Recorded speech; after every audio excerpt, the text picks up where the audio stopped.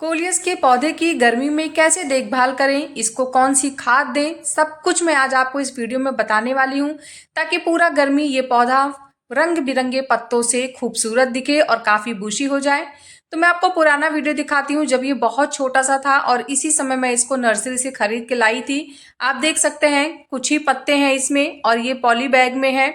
तो मैंने क्या किया था, इसको लाके मैं 2 दिन मैंने इसको नॉर्मल ऐसी शेड में रखा था। उसके बाद मैंने इसे रिपोर्ट किया और रिपोर्ट करने के बाद अब आप देखिए ये कितना ज़्यादा बड़ा हो गया है, कितना बूशी हो गया है और छोटी-छोटी नीचे से भी ग्रोथ आप देख सकते हैं। स्टेम देखिए कितनी मजबूत है और नीचे से भी अभी नई ग्रोथ निकलनी शुरू हो चुकी है। तो ये और भी ज़्यादा घना हो जाएगा। तो कोलिस का जो पौधा होता है उसे कम पानी, कम धूप चाहिए होती है, लेकिन जो इसका रंग होता है वो बहुत ही खूबसूरत होता है।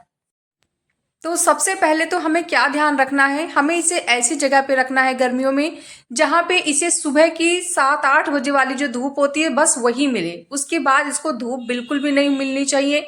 आप चाहें तो इसको छांव वाली जगह पे रख सकते हैं जहाँ पे शेड रहता हो, ऊपर से जैसे कुछ ढका रहे और डायरेक्ट धूप इस पे ना आए, छन छन के हल्की हल्की सी जो ब्राइट लाइट होती है वो इसके ऊपर पड़ती रहे। तो ऐसी जगह पे आप इसको रखें।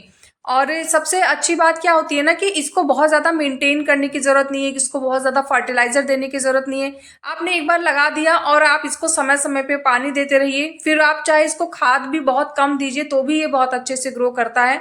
बस इसको ओवर वाटर नहीं देना चाहिए। ओवर वाटर से क्या होता है, पत्ते गलने शुरू हो जाते हैं। कभी-कभी तो नीचे की जो स्टेम होती है वो बहुत स्ट्रॉन्ग, बहुत मजबूत नहीं होती है, तो वो भी गलना शुरू कर। आप इसकी समय-समय पे प्रूनिंग करते रहेंगे ना तो ये और भी ज़्यादा घना हो जाता है। कटिंग से भी आप इसको ग्रो कर सकते हैं। अब इसको फर्टिलाइज़र कौन सा देना है, इसकी केयर में क्या-क्या करना है वो मैं आपको बताती हूँ।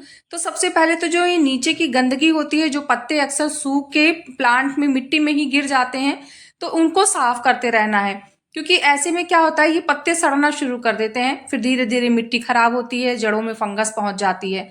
तो इसीलिए जो ऊपर की जो लेयर है कम से कम 10 से 15 दिन में, 20 दिन में एक बार ज़रूर अपने पौधे को टाइम दें और उसकी मिट्टी की साफ सफाई करें, उसके आसपास की जगह की साफ सफाई करें। तो इससे क्या होता है कि जो इंसेक्ट वगैरह होते हैं और जो फंगस होती है वो प्लांट को परेशान नहीं करती है, प्लांट अच्छे से ग्रो करता है। तो मैंने पहले मिट्टी की ऊपरी लेयर पे जितनी भी गंदगी थी वो सब हटा दी है, उसे साफ कर लिया है अच्छे से। उसके बाद मैंने मिट्टी की गुड़ाई की है। मिट्टी की गुड़ाई करना भी बहुत ज़रूरी है और साथ-साथ में जो पत्ते मिट्टी में टच हो रहे हैं, उनको भी हटाते रहें। क्या होता है, अगर कुछ पत्ते मिट्टी में टच हो रहे हैं और आप डेली-डेली पानी देते हैं, तो इस तरीके से जैसे ये देखिए हल्की-हल्की सी सड़ने लग गई है, गलने लग गई है, पत्ते इस तरीके से गलना शुरू कर देते हैं और ऐसे में भी फंगस लग सकता है। तो इसीलिए मिट्टी में कोई भी पत्ता अगर टच हो रहा है तो उसको समय पे उसी समय हटा दें। इसके बाद फिर मैंने जब साफ सफाई कर दी है, पत्तों को भी हटा दिया है, तो फिर उसके बाद अच्छे से मैंने मिट्टी की गुड़ाई की है। देखिए गुड़ाई तो वैसे भी महीने में एक बार हर प्लांट की करनी चाहिए। मिट्टी की गुड़ाई बहुत ज़रूरी होती है, इससे फ्रेश एयर मिट्टी तक पहुंचती है। लेकिन कुछ ऐसे पौधे होते हैं जिनको गुड़ाई करना अच्छा लगता है और कुछ होते हैं जो कम गुड़ाई पसंद करते हैं। लेकिन मोस्ट ऑफ द जो प्लांट हैं वो ज़्यादातर गुड़ाई पसंद करते हैं, तो महीने में एक बार मिट्टी की गुड़ाई ज़रूर करें। अब इसके बाद फर्टिलाइज़र कौन सा देना है उसके बारे में बात कर लेते हैं। तो सबसे पहले मैंने यहाँ पे जाइम का इस्तेमाल किया है। ये जो फर्टिलाइज़र है ये गर्मी शुरू होने के पहले एक बार आपको इस पौधे को दे देना है। उसके बाद महीने-महीने कौन सा फर्टिलाइज़र देना है वो भी मैं अभी आगे आपको बताऊँगी। तो सबसे पहले मैंने यहाँ पे माइक्रोजाइम लिया है और ये हमारे यहाँ लोकल नर्सरी पे ईज़िली मिल जाता है, तो मैं ले आई हूँ। अगर आपको लोकल नर्सरी पे नहीं मिलता है तो आप ऑनलाइन भी ले सकते हैं। जाइम भी कह के इसको आप लीजिएगा, तो जाइम और माइक्रोजाइम लगभग सेम ही होता है। तो मैंने यहाँ पे एक बड़ा चम्मच लिया है और उसको मिट्टी के ऊपरी जो लेयर होती है उस पर डाल दिया। मैं आपको एक पैकेट दिखा दे रही हूँ जिसमें ये आया है, ये देखिए माइक्रोजाइम जी, ये नाम है इसका। और अगर आपके यहाँ मिल जाता है तो आप ले लीजिए, नहीं तो इसी नाम से सर्च करिए, आपको हो सकता है ऑनलाइन भी मिल जाए। और अगर नहीं मिलता है तो नॉर्मली जाइम भी ले लीजिए आप, ठीक है। इसके बाद फिर अब हम यहाँ पे दूसरा फर्टिलाइजर यूज करने जा रहे हैं। तो दूसरे फर्टिलाइजर में मैंने यहाँ पे लिया है नीम का खली। तो नीम की खली बहुत फायदेमंद होती है, इसमें माइक्रोन्यूट्रिएंट्स बहुत सारे होते हैं, साथ में इंसेक्ट से दूर रखती है, फंगस से दूर रखती है, बहुत ही सारे फायदे होते हैं इसके। तो एक चम्मच आप इसको भी ले लीजिए और मिट्टी के चारों तरफ डाल दीजिए। इसके बाद तीसरे नंबर पे जो फर्टिलाइजर मैंने लिया है ये है वर्मी कंपोस्ट। अगर आपके पास गोबर की खाद है तो आप उसका भी इस्तेमाल कर सकते हैं, लेकिन हाँ, जब मई जून का मौसम आएगा तो फिर गोबर की खाद को ऐसे डायरेक्ट मिट्टी में ना डालें, उसका फिर आप लिक्विड फर्टिलाइजर बना सकते हैं, तो आप मिट्टी में दे सकते हैं। लगभग 2 से 3 मुट्ठी मैंने वर्मी कंपोस्ट का इस्तेमाल किया है और अब मैंने सभी खादों को अच्छे से मिक्स कर दिया है।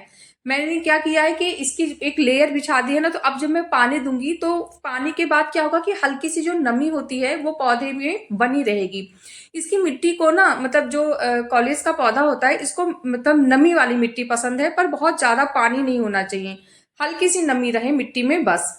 और हाँ, पानी आपको तब देना है जब आपको लगे कि अब ऊपर से हल्की हल्की सी मिट्टी ड्राई हो रही है, बस आप इसे पानी दे दीजिए। ओवर वाटर इसको नहीं पसंद है, मैंने पहले भी आपको बताया था, तो इसको ओवर वाटर बिल्कुल ना दें। अगर आप इसे कम पानी देंगे ना तो क्या होता है कि जब इसको पानी की जरूरत होती है और मिट्टी एकदम सूखने लगती है तो इसके पत्ते सिकुड़ से जाते हैं और नीचे की तरफ लटक जाते हैं।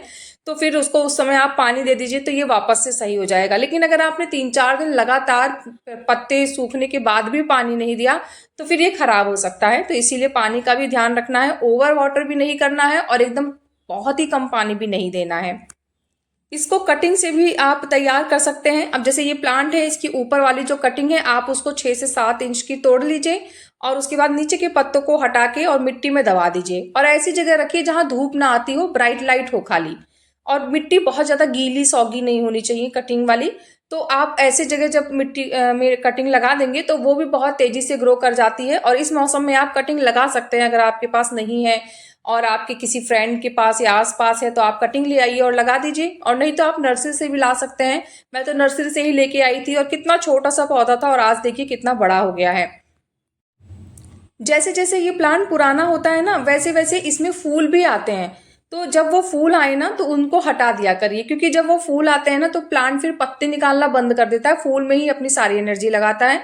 और इसके फूल कोई ऐसे फूल नहीं होते हैं जिनको आप मतलब खिलने दें वो सुंदर लगेंगे, तो इसलिए उनके फूलों का कोई जरूरत नहीं है, उनको आप हटा दिया करें।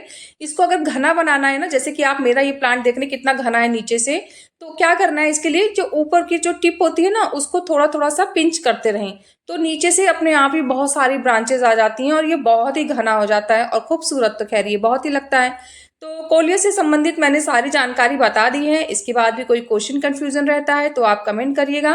कैसा लगा मेरा आज का ये वीडियो मुझे जरूर बताइएगा। अगर आपको वीडियो पसंद आया है तो वीडियो को लाइक करिएगा, चैनल को सब्सक्राइब करिएगा।